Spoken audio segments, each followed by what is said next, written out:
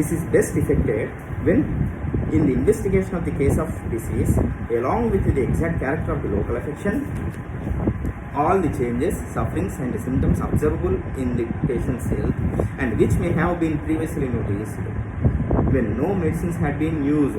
ఇది చాలా జాగ్రత్తగా మనం ప్రతి ఒక్క కేసులోనూ వాడుకోవాల్సిన పాయింట్ అన్నమాట. ఎందుకంటే పేషెంట్స్ చాలామంది మన దగ్గరికి వచ్చేస్తారు. వచ్చిన తర్వాత వచ్చే సిమ్టమ్స్ అన్నీ కూడా అవి true picture of the disease కాదన్నమాట. అసలు దానికి ముందు వాటి యొక్క సిమ్టమేటిక్ ఒకలా ఉంటుంది. ఏవో మెడిసిన్స్ ఎక్స్టర్నల్ అప్లికేషన్స్ అన్ని వాడిన తర్వాత అక్కడ వచ్చేటటువంటి సిమ్టమ్స్ వేరేలా ఉంటుందన్నమాట. సో ఇది ప్రతి ఒక్క కేసులోనూ దీన్ని అప్లై చేసుకోవాలి. Not only the local affections కాదు, లోకల్ మెడిసిన్ కాదు. Okay, which may have been previously noticed when no medicines had been used or taken in conjunction to form a complete picture of the disease before searching among the medicines whose peculiar pathogenic effects are known for a remedy corresponding to the totality of the symptoms.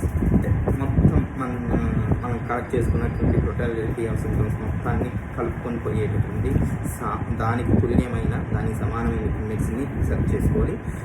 ఆ రకంగా ఎంపిక చేసుకున్నటువంటి medicine మాత్రమే, so that the selection may be truly homoeopathic. ఆ రకంగా ఎంపిక చేసుకున్న medicine మాత్రమే హోమియోపతిక్ మెడిసిన్ అవుతుంది అని చెప్తున్నాను.